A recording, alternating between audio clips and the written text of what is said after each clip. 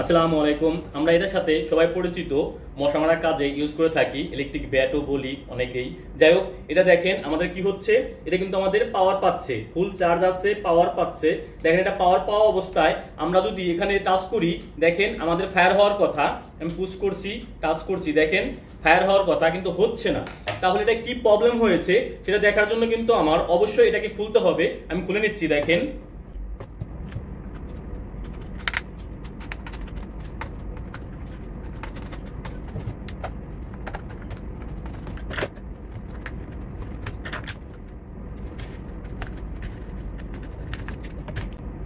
ওকে। এভাবে পাচ্ছি খুললে আমরা ব্যাটারি দেখতে পাবো, সার্কিট দেখতে পাবো। ওকে, এটা কেন প্রবলেম হচ্ছে আমি দেখাচ্ছি।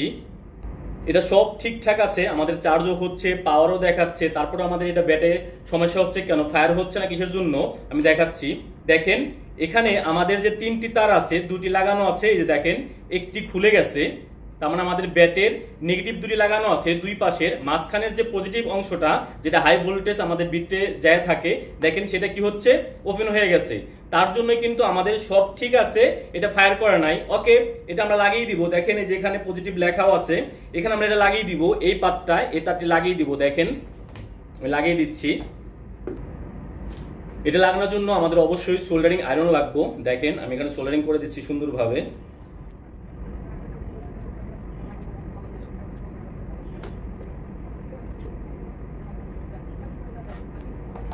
ওকে, আমাদের লাগানো কমপ্লিট। আমি এটাকে অন করে ওপেন অবস্থায় চেক করব। যাই হোক, এটা যদি আপনারা চেক করতে যান অবশ্যই সাবধানে করবেন, কারণ এখানে ক্যাপাসিটরে কিন্তু হাই ভোল্টেজ দেয়, তখন কিন্তু শরীরে লাগলে শর্ট লাগতে পারে। ওকে, আমি এটাকে দেখেন চেক করব। এই যে আমার লাইটটি জ্বলছে, এখন আমি দেখব কি হয়। দেখেন এখন কিন্তু আমাদের খুব সহজেই এটাকে কিন্তু ফায়ার করছে। দেখেন আশা করি বুঝতে পারতেছেন, এটা কিন্তু শব্দ করে করে ফায়ার করছে। দেখেন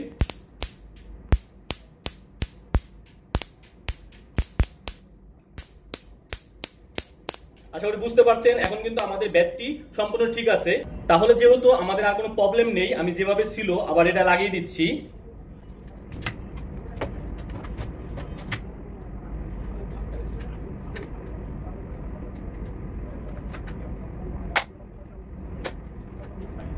স্ক্রুগুলো লাগিয়ে দিচ্ছি।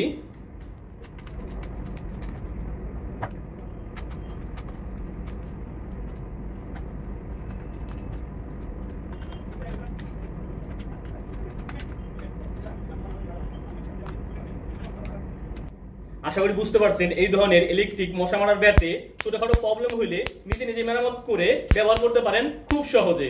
ওকে, আল্লাহ হাফেজ।